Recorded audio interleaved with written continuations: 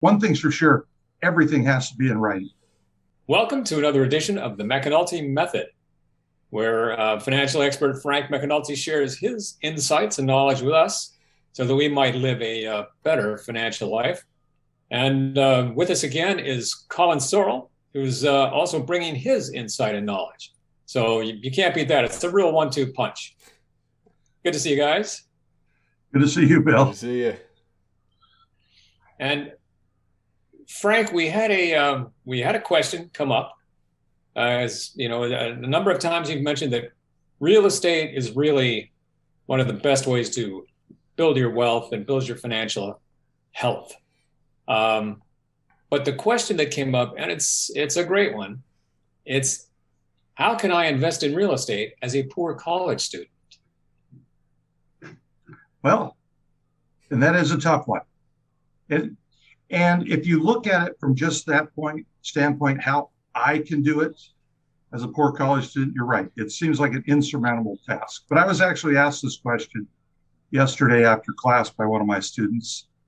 And I told him, I said, look, you're right. It's going to be a long time before you can come up with enough money to invest in your own piece of real estate. But I said, what if you got, as soon as you graduated, you got, for instance, 10 of your friends. You say, we're going to form a little pool. And each month, we're each going to put $500 into that pool with the goal to buying a piece of real estate. So in 1 month, you've got 5,000. At the end of the year, you've got 60,000. And so the pain's not that bad. But it's amazing how quickly you gather up the money to do it.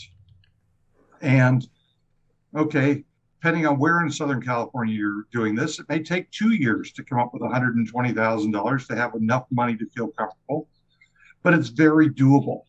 And it's all about just keeping your eye on the prize. What are you trying to accomplish? All right, if to do this and form a pool, possible stumbling blocks they should be on lookout for? Well, there is one thing's for sure.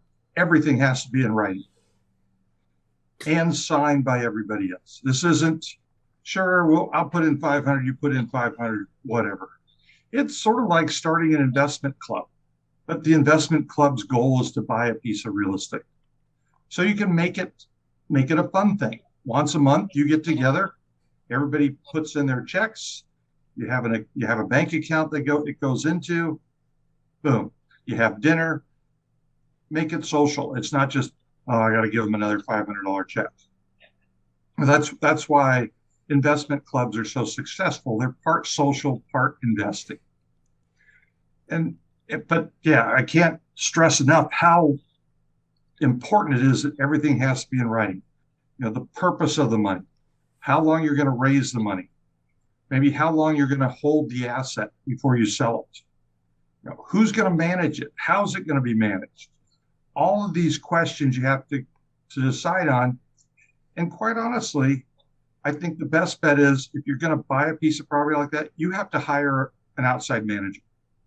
Because all of a sudden, if one person says, I'll do it, I have no problem doing it. Well, 2, 3 years down the road, they're like, well, wait, I'm not getting paid for this. I got to go out there and deal with the tenant at 2 in the morning when something happens. No, you're creating a little business. Form an LLC. Everybody's a member. The rules of the LLC are there. And before long, you've got a piece of real estate. And you're used to doing it. So you can keep doing it. Do another piece of real estate. And yes, people might need to drop out now and then, come in, in the LLC agreement, how people drop out, how you get them their money. To me, that's an easy way because yes, on your own, saving $60,000 a year, that's going to be tough.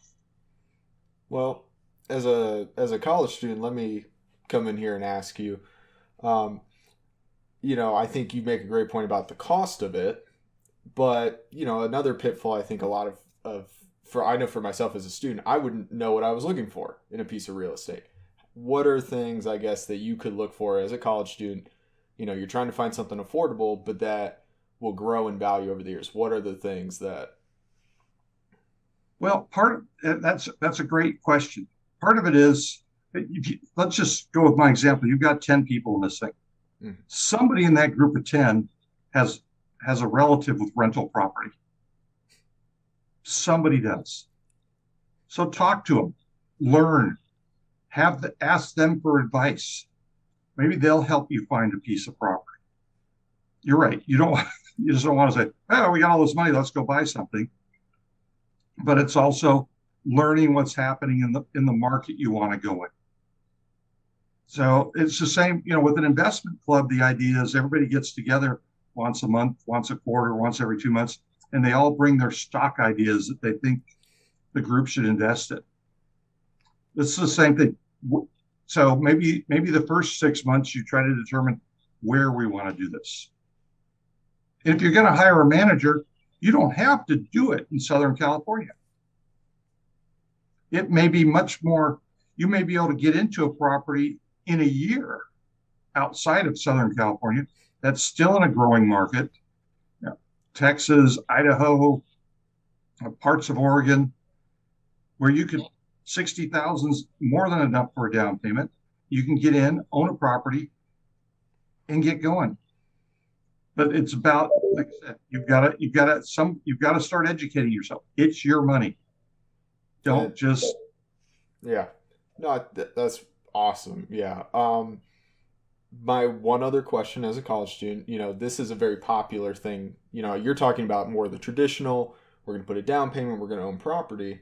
I know a very popular new way to get into the real estate market is this idea of wholesaling, right? So that, just for viewers out there, this idea, I'm basically a market maker. Somebody wants to sell their property for $100,000. I don't know what world we're in where the house is $100,000, but for math's sake, $100,000.